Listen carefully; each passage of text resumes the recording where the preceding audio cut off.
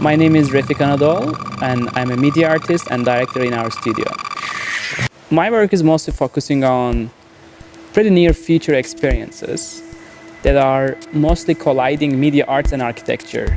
The idea of more about like a manifestation of a near future instead of a dark and lost and dystopian. It's more like an utopian and more like, let's say, hopeful idea.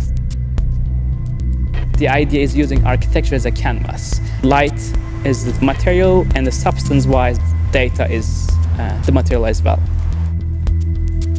Like really anyone who is depicting near future is our inspiration. Science fiction is a big domain, let's say, like reading William Gibson or thinkers like Elon Musk to like Jensen Huang, many inspirational artists such as Light and Space Movement, James Turrell, Don Flavin, like minds who have been really exploring this territory in a completely different mind. I was trying to recover those patterns of where the ideas comes from, but it's really very interesting, mostly while listening music, and visually mostly black moments. Some music from Alba Noto to like Ryuichi Sakamoto, but it's more about daydreaming, I guess, while doing nothing. Based on my mother's patterns, so I always ask her, when did I watch Blade Runner, for example? So she remembers I was 8 years old, and we had this VHS rental. So she really randomly picked that. She had no any vision about what happens if I watch it. So she just brought it at home, and apparently in her rememberings, like I was literally the same day, I had a car in my hand, was depicting this flying car next to a boring painting in the home. So since then, I guess I have these imaginations, mostly in the built environments. So in our family, my father was the most, I think, fundamentally artistic thinking. So I think I just inspired from his drawings and a lot of landscape drawings. And then I just quit because 3D modeling an idea is much easier, quicker, and honest than this brain to, yeah. So during my undergrad studies, I was very lucky and immersed with many wonderful minds during Istanbul Bilgi University. Our head of department, he was kind of like an alien mind in the Turkish culture.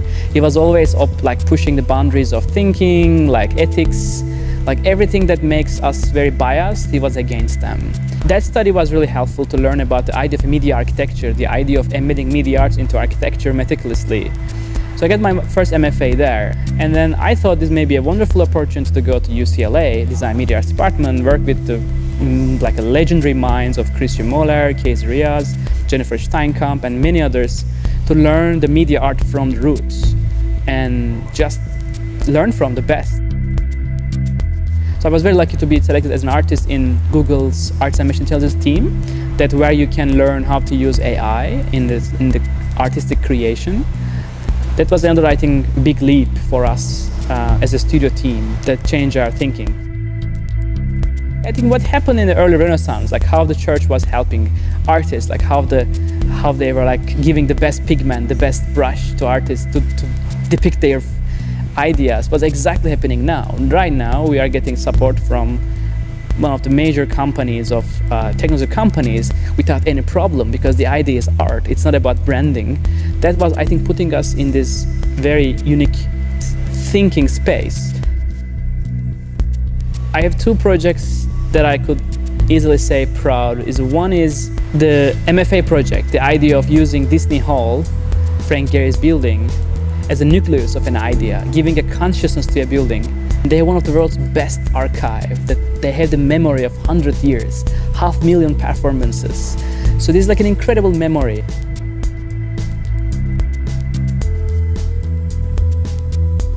The second one is the project in San Francisco called Virtual Depictions.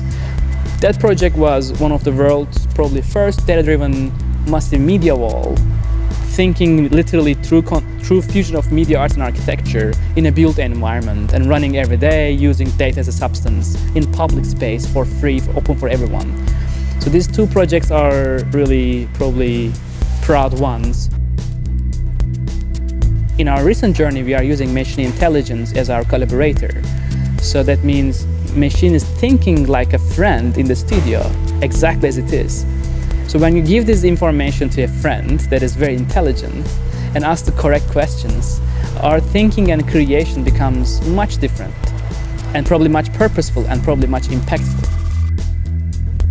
Probably because our studios constantly have machines thinking around us.